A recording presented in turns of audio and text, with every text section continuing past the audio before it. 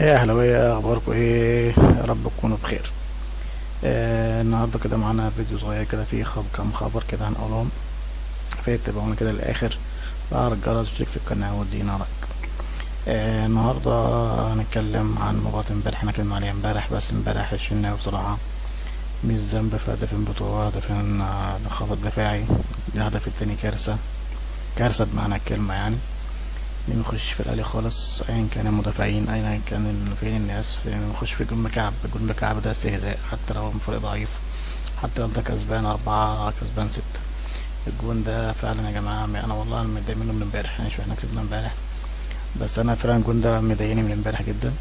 ما ينفعش يخش في الأهلي، ما ينفعش يخش جون بالكعب في النادي الأهلي، لكن يلا معلش. كولر حتى قال امبارح في المؤتمر الصحفي بعد الماتش، قال لك الجون التاني ده كارثة بالنسبة لنا، يعني هو ماتش كارثة، بس هو بالنسبة للأهلي كارثة.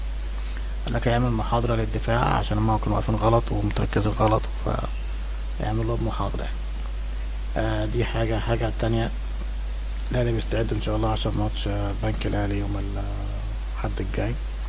طبعا محمد طاهر مش هيلعب عشان خاطر عن طريق انذارات، فهنشوف بدل اللي ممكن بقى ينزل برسيتي أو ينزل رضا تسليم، لسه هنشوف هيلعب مين مكان طاهر. محمد طاهر وسام ممكن يرجع وممكن ما يرجعش، بس احتمال يرجع، بس مش هيلعب. انا يعني حسام يعني وسام يريحوا شويه كمان عشان الاصابه ما تجيلوش تاني.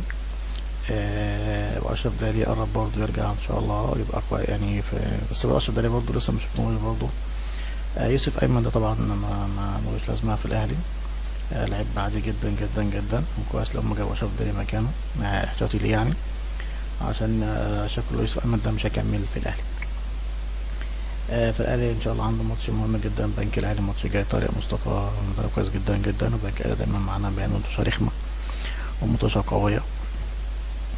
فهنشوف ان شاء الله باذن الله. هنتكلم برضه قبل الماتش ده، برضه هنشوف القائمة اللي هياخدها كولر، ونتوقع التشكيل، نتوقع النتيجة. بس انا اتوقع ان الماتش هيبقى قوي، يعني الماتش هيبقى قوي جدا جدا. انت مصطفى بيعرف يلعب مع الفرق الكبيرة، ما عمكش بنك الاهلي في تركيبه الكام دلوقتي، بس طارق مصطفى بيعرف يلعب الفرق الكبيرة. دي حاجة تانية. حاجة تالتة، الأهلي بيتفاوض مع لاعب اسمه ديارة، نجم المنتخب مالي، بس أنا شايفه يعني عادي، يعني عنده 24 سنة.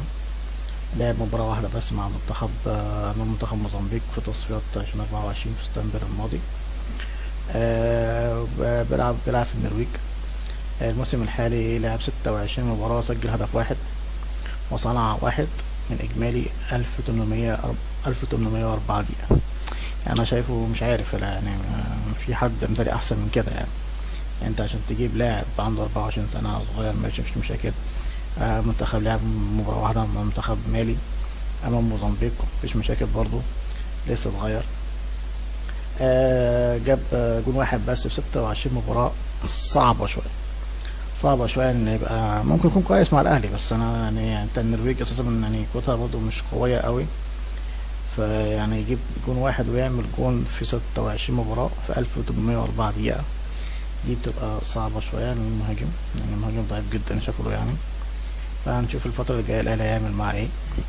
هو في كلام معاه وكلام مع النادي بتاعه ومع وكيله، بس يا ريت الأهلي يشوف حد أحسن من كده شوية، لاعب يكون أقوى من كده شوية، وجايب جوان كتيرة وعنده أهداف كتيرة وبيعرف يلعب كويس. فأنا بصراحة مشفتوش اللاعب ده بصراحة، بس المعلومة جات لي إن أنا حبيت أقولها، إن الأهلي بيتفاوض مع ديارة لاعب منتخب المالي.